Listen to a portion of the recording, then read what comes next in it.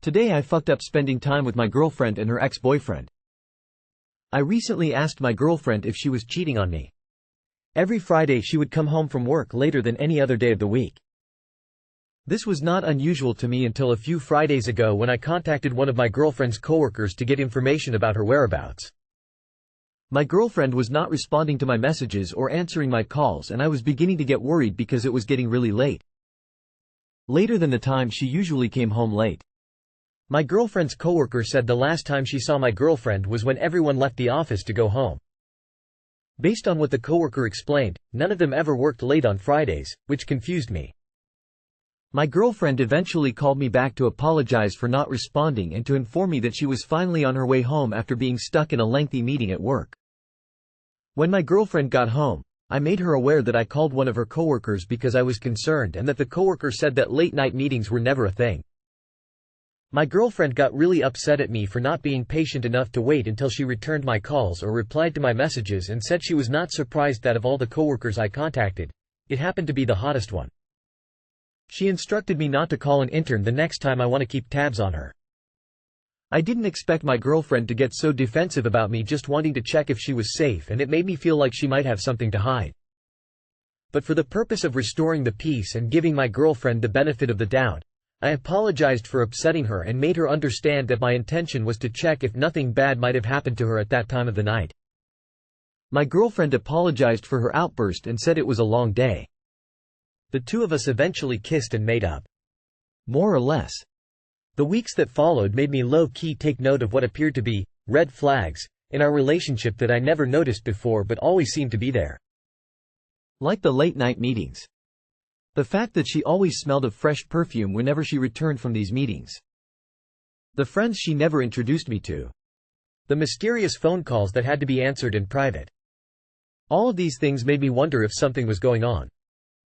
So, I asked the most obvious question based on what I suspected might be going on, which was, "Are you seeing someone else?" My girlfriend's defensive side came out again like Wolverine claws. She made me feel like I was insecure and paranoid for even thinking that she might be cheating. I did my best to explain my case so that my girlfriend could understand where I was coming from, and so that she could hopefully use the opportunity to at least help me to make sense of what was not making sense to me. Days of arguments and tension finally left us too emotionally exhausted to fight anymore.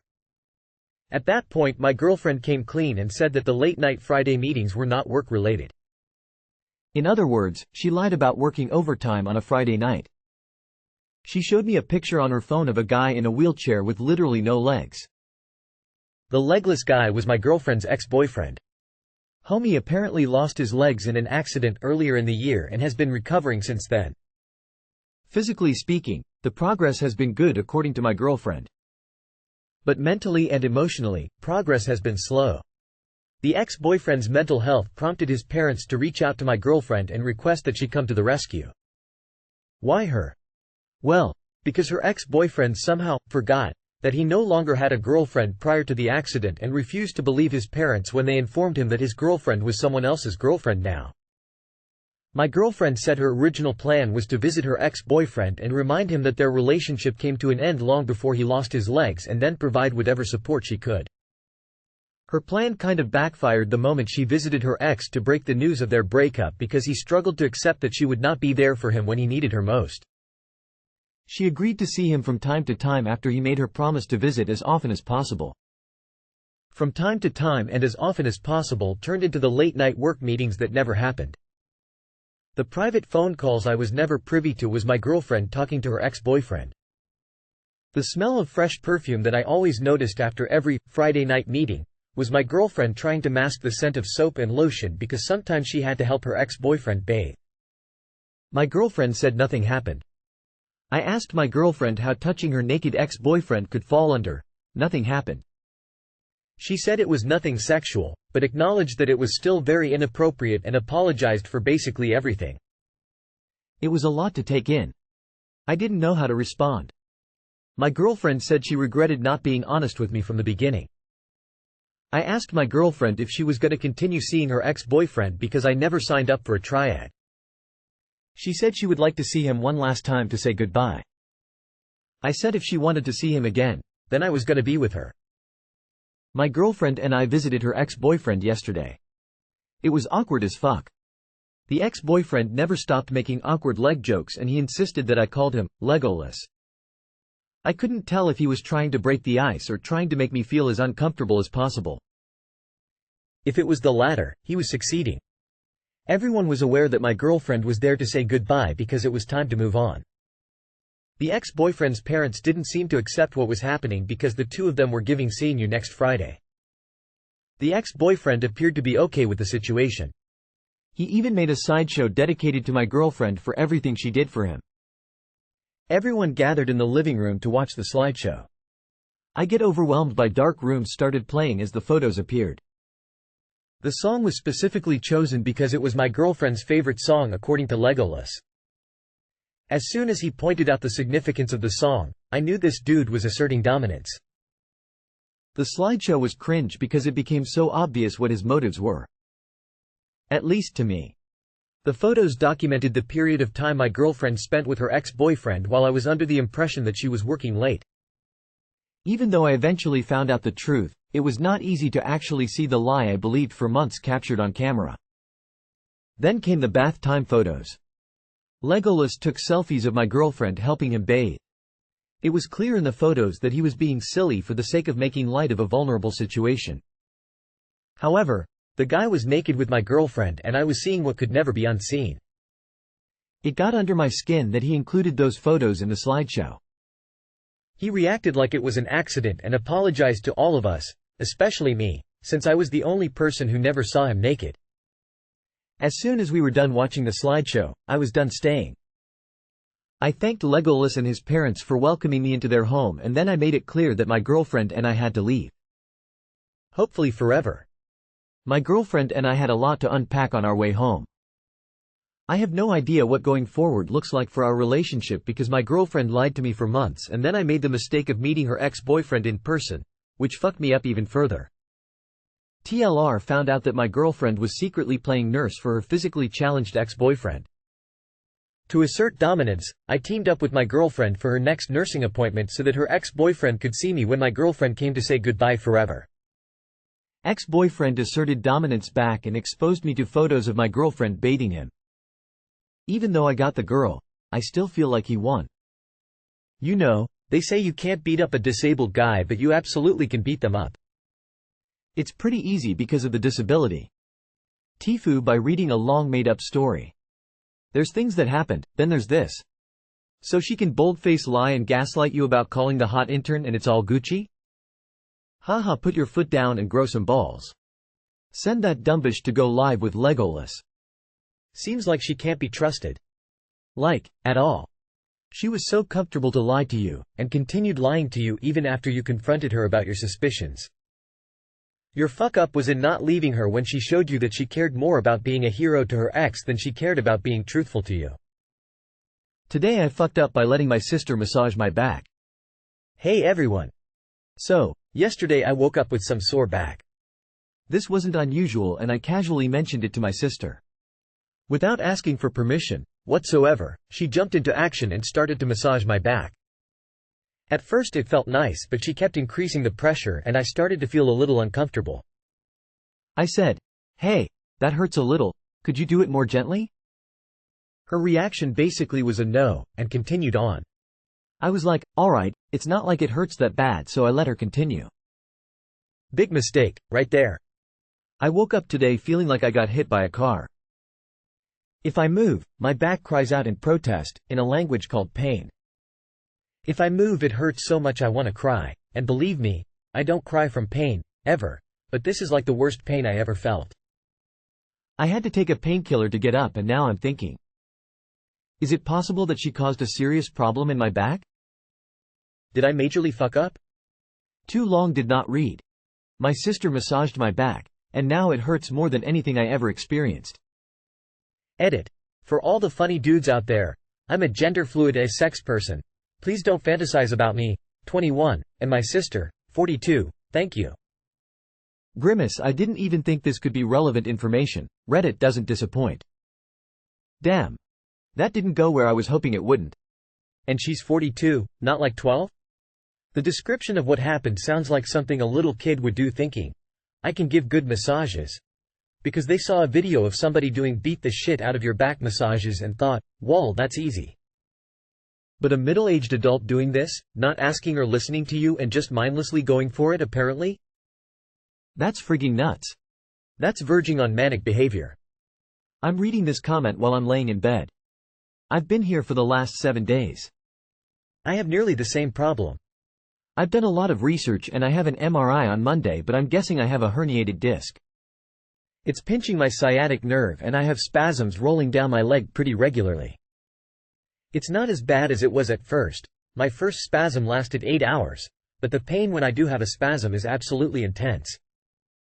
For some reason most of the pain has been focusing in my kneecap, but my leg literally does not work at all. I'm totally crippled. I'm praying that after this MRI I can get a back specialist to fix me up.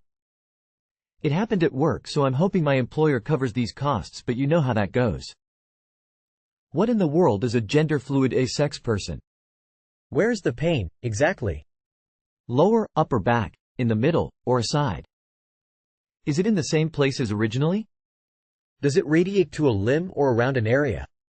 I'm no masseuse, but from a physiological perspective it's generally not a good idea to do something that hurts and continues to hurt. Your sister should listen to you when you say it hurts. Massage therapist here. My first question to new clients is, how much pressure do you want? And I keep checking in with them while working, because yes, a massage that's too deep can cause pain. There are people out there who think that taking as much pressure as I can give means winning at massage somehow. I use the least amount of pressure necessary to get the job done. Definitely have an Epsom salt bath. Do as much stretching and moving as you can bear. And consider getting a recommendation for a professional to treat your back next time. Today I fucked up by purchasing new AirPods. Not a huge fuck up, just a dumb one. For the last few weeks, I've noticed a rhythmic clicking sound coming from both of my AirPods when I work out, specifically when using the treadmill or stair climber. The clicking is the same volume, no matter the volume of my music. It only seemed to occur when I was moving, not when standing still. I reached out to Apple support, and they had never heard of this problem. I tried reconnecting the AirPods, no luck. I brought them into the store and they could not figure out what was wrong, so they suggested that I upgrade to a newer model. My previous AirPods were a couple years old. I buy the new AirPods and try them out the next day at the gym. The clicking is still there. This continues for a few days, until one day, I notice that the clicking is gone. The only difference is that I am no longer wearing earrings. I then realized that my small, hooped earrings had been rhythmically banging against my AirPods each time I took a step. Too long did not read. Bought an unnecessary replacement pair of AirPods because my earrings were causing a clicking sound. GIF. Giphy. GDNOMDQPSHLIs. I've had the exact same issue, except it's the pop sound of my earwax touching the side of the ear silicone. It creates a slight suction every time, but I didn't feel it. Just kept getting a rhythmic popping whenever I was walking around or eating or doing anything but sitting perfectly still. Apple even replaced them under warranty. Hearing aids and glasses will do the same thing for me. I have to pick frames that don't click. Heard this story nearly 40 years ago. Weekend night, late. A drunk was going back home through a dark secluded area, meadows, forests, but considered safe. At some point took a pee and continued. And started hearing this jingling, like a bell behind him in the dark. Looked back, no one there. The jingling continued. Still no one there. He sped up the pace, the jingling behind became faster and kept his pace. Only at home he realized he forgot to clip his belt, and the Busielko was making the noise the entire time. LMAO, that's hilarious. I ride motorcycles and lately I was having an issue where, when I was going fast enough, what I believed to be the helmet's aerodynamics would hit a nasty resonance which would cause a loud hum and vibrate my head so hard it would blur my vision. I spent a ton of time trying to diagnose the issue, trying different combinations of open and closed helmet vents, adjusting the visor seal, etc. Then I looked in my mirror and noticed that it was actually the fabric on the shoulders of my jacket that were flapping in the wind and causing all the racket. Oops. This chat tech will add that to the list of questions. Today I fucked up by giving my first grader an instant print camera. Obligatory. This didn't happen today. It happened a couple weeks ago at the end of the school year and I still have not recovered from the embarrassment. I'm hoping that by posting to Reddit I can just laugh it all off. My dear sweet 6-year-old asked for an instant print camera for his birthday.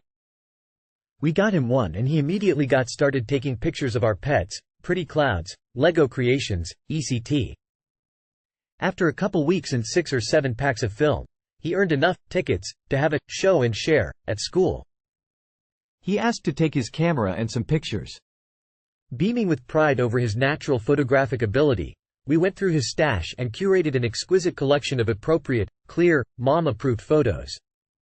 I packed them into his backpack with care in a Ziploc baggie the night before, and the next morning came and he was so excited at drop-off. At pickup, the teacher gave me an awkward thumbs up, but nothing too out of the ordinary. Nothing that could prepare me for the horror I would experience when I got home and unloaded the take-home portion of his folder. Apparently, early in the morning my dear sweet baby added some pictures to the collection he took to show and share. Now, these weren't dirty or inappropriate pictures, just extremely embarrassing. Pictures of a dirty laundry basket full of laundry, a shot of the kitchen with dishes in the sink, random pictures of the floor and walls, and in the back of the stack the crown jewel. A photo of me, his mother, half asleep sitting on the couch in my silk muumuu with my hair in rollers and headphones on, snuggling a Mickey Mouse stuffy my younger one had given me, all a crazy Disney adult style. I can't help but imagine the look on his teacher's face when he proudly displayed these for the class. My husband thinks I'm overreacting because there's nothing wrong with the picture, and thinks it's quite endearing how my son sees me as photo-worthy. Maybe getting it all out in a post will make me appreciate the humor in it all. Too long did not read. Gave my 6-year-old an instant print camera. He repaid my kindness by taking embarrassing pictures of me in our house to school for show and share. Melting face. OMG, this is so normal, you can relax. Cold sweat smile. I teach pre-K. You should see some of the craziness my students have brought in, unbeknownst to their parents. Dirty laundry? Cool, you're normal. Hair in curlers and headphones on, looking dazed? You're a working parent, I'm sure you're exhausted. Just like the teacher. I was thinking he took a picture of a poop in the toilet or someone coming out of the shower. Tears of joy, even that wouldn't faze me. I've had kids bring illegal stuff to school. They didn't know it. Gross stuff, dead stuff, etc. Relax and celebrate your normalcy. I think I've taken crazier selfies with my students and posted them on Parent Square for the families to see. Open mouth smile. My husband thinks it's quite endearing how my son sees me as photo-worthy. That should be the only takeaway. I agree with your husband, 100%. He frankly sounds like a budding artist and you should encourage however his whim takes him. Someday those photos of laundry and Mickey snogging are going to be worth $. Sounds like he is a photographer. Lots of us likes to take unadulterated photos of normal stuff. They're usually a lot more interesting than photos where everything has been meticulously cleaned and arranged beforehand. You know what photo is going to become your favorite photo of you? That photo. In 10 years, you're going to remember that photo. Your sweet little boy wanted to capture you on film. Also, thank you for nurturing this in him so early. You don't even know what a gift that will continue to be to him. When my sister was around that age, she got a hold of our parents' camera without them knowing. It was one of those where you had to take the film to a store to be developed by some employees.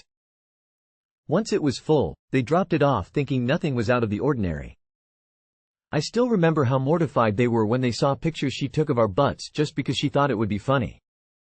The employees didn't mention anything about it, so I wonder if they saw shenanigans like that often.